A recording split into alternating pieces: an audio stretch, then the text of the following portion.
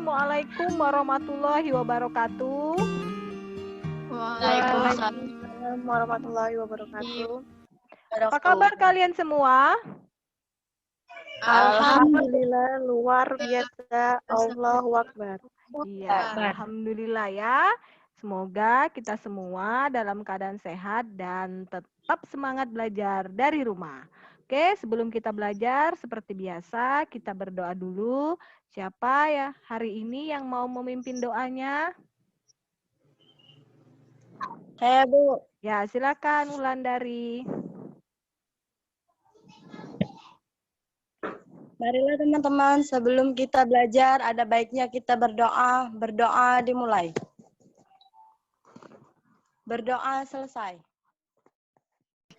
Siapa yang tidak hadir hari ini? Tampaknya semuanya hadir ya. Nanti jangan lupa isi absennya pada saat kita asinkron di Google Classroom ya. Baik anak-anak, hari ini kita akan melanjutkan materi kita ya. Nah, sebelum kita melanjutkan materi kita ya, masih ingatkah kalian materi kita minggu lalu? Masih materi minggu lalu tentang pembelahan sel secara mitosis dan meiosis. Materi kita hari ini adalah tentang pembelahan sel terhadap penurunan sifat. Nah, sekarang coba kalian amati gambar berikut ini. Menurut kalian, gambar berikut ini tentang apa? Mitosis dan meiosis. Berdasarkan gambar tersebut, pada pembelahan mitosis dihasilkan dua sel anak dengan jumlah kromosom diploid atau 2N. Sedangkan pada pembelahan meiosis dihasilkan 4 sel anak dengan jumlah kromosom haploid atau N. Iya, bagus sekali ya pendapatnya. Pun tujuan pembelajaran kita pada hari ini yang pertama mengkaitkan proses pembelahan terhadap jumlah kromosom diploid pada mitosis dan jumlah kromosom haploid pada meiosis dengan tepat.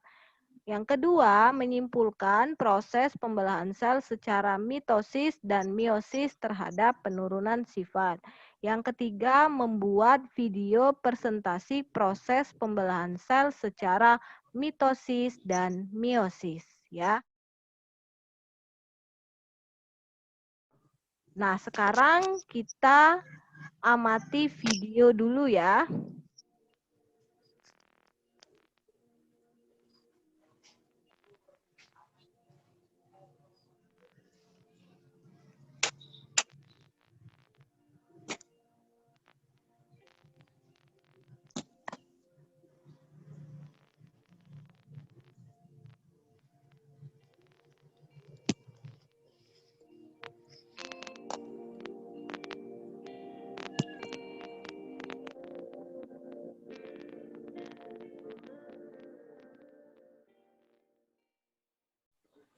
Nah, anak-anak, tadi kita sudah mengamati video tentang pembelahan sel, ya. Nah, sekarang kalian rumuskan pertanyaannya yang berkaitan dengan video tersebut. Siapa yang mau mencoba merumuskan pertanyaan? Saya, Bu. Ya, silakan Revi. Pertanyaannya, apa hubungan pembelahan sel terhadap penurunan sifat? Iya, bagus sekali. Ada lagi? Mengapa jumlah kromosom pada mitosis berjumlah diploid sedangkan pada meiosis haploid? Iya, bagus sekali ya. Nah, jadi pertanyaan yang sudah kita buat ini ya, kita akan diskusikan di Google Classroom ya. Jadi setelah ini kita asinkron dulu di Google Classroom ya. Kemudian di Google Classroom Ibu sudah membagikan link LKPD-nya ya. Kemudian Ibu juga sudah membagikan modul dan media. Silakan kalian kerjakan LKPD-nya ya.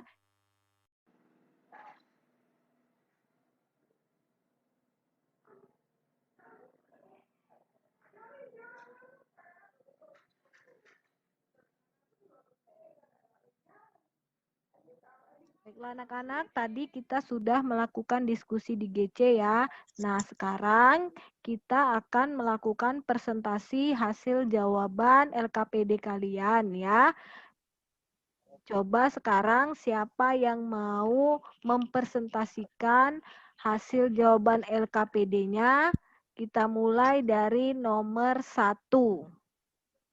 Saya, Bu. Ya, silahkan. Perhatikan skema proses gametosis pada hewan berikut ini. Pembelahan meiosis terjadi pada sel-sel gametosis. Berdasarkan gambar tersebut, jumlah kromosom sel anak dari jumlah sel induk. Mengapa hal ini terjadi? Karena pada pembelahan sel meiosis terjadi reduksi kromosom, sehingga jumlah kromosom sel anak setengah dari jumlah sel induk. Sudah, Bu? Ya, betul sekali ya, Karisna jawabannya ya. Oke, sekarang nomor 2. Saya, Bu. Ya, silakan. Analisis isi video link pembelahan mitosis menghasilkan sel anak yang identik atau sama dengan induknya. Uraikanlah hubungan pembelahan sel terhadap jumlah kromosom sel anak.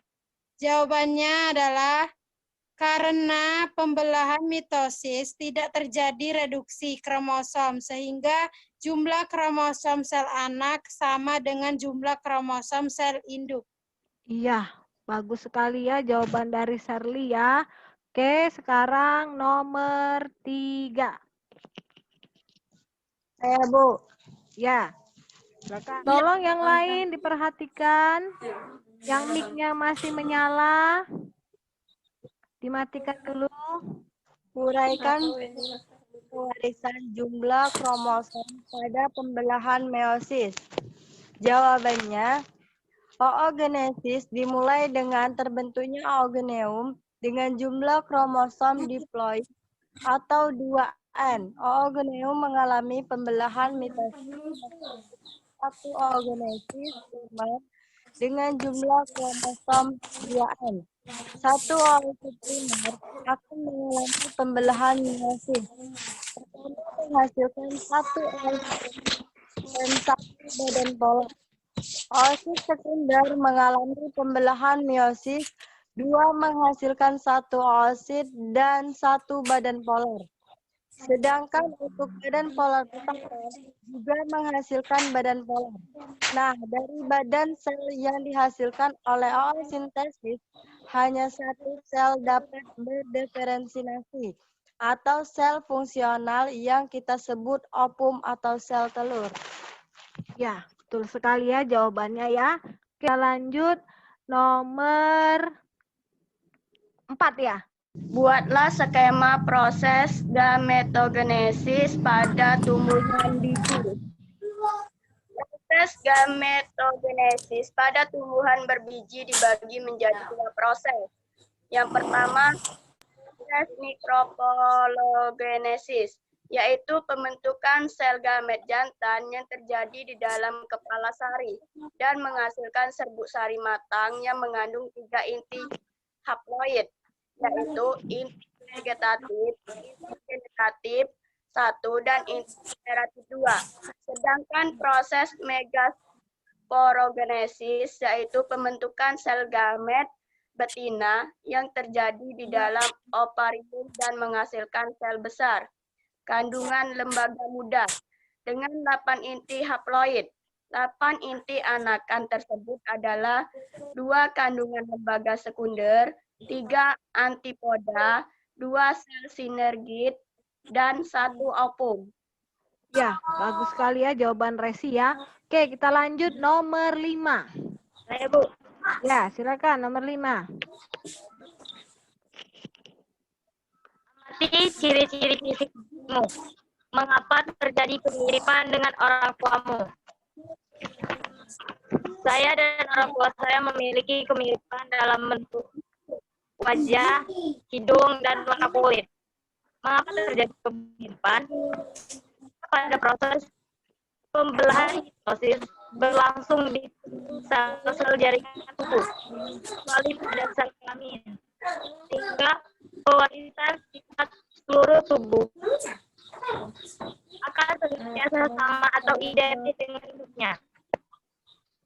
Ya, nah anak-anak kita sudah melakukan diskusi, kita juga sudah sama-sama mendengarkan jawaban dari teman-teman kalian ya. Sekarang Dari diskusi yang telah kita laksanakan pada hari ini dapat disimpulkan bahwa sel gabungan atau zigot mempunyai susunan kromosom diploid 2N baru, kemudian mulai pembelahan mitosis yang menghasilkan pertumbuhan, perkembangan, dan perbedaan-perbedaan serta sifat dari individu dewasa. Sedangkan yang mengalami meiosis adalah sel kelamin dengan susunan kromosom yang tereduksi. Oke, sekarang kalian kerjakan dulu kuisnya ya. Ibu beri waktu 10 menit untuk mengerjakannya. Sudah selesai? Sudah. Sudah? Oke. Kalau sudah, sebelum kita mengakhiri pelajaran kita pada hari ini ya, kita lakukan refleksi dulu ya. Apa yang sudah kita pelajari pada hari ini? Pembelahan sebagai penurunan sifat. Penurunan sifat. Iya, betul sekali. Adakah materi yang belum kalian pahami? Tidak ada. Semuanya sudah mengerti, sudah paham. Kemudian tugas untuk berikutnya ya, kalian membuat video presentasi tentang pembelahan mitosis dan pembelahan meiosis ya. Hasil videonya nanti dikirimkan ke WhatsApp saya ya. Oke. Nah, sebelum kita mengakhiri pelajaran kita pada hari ini ya, ada baiknya kita berdoa dulu. Siapa yang mau memimpin doanya? Baiklah, sebelum kita mengakhiri pelajaran pada hari ini, alangkah baiknya kita membaca doa terlebih dahulu. Berdoa dimulai.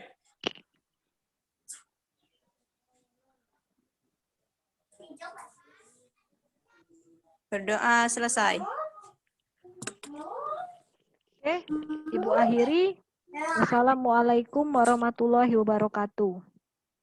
Waalaikumsalam warahmatullahi wabarakatuh.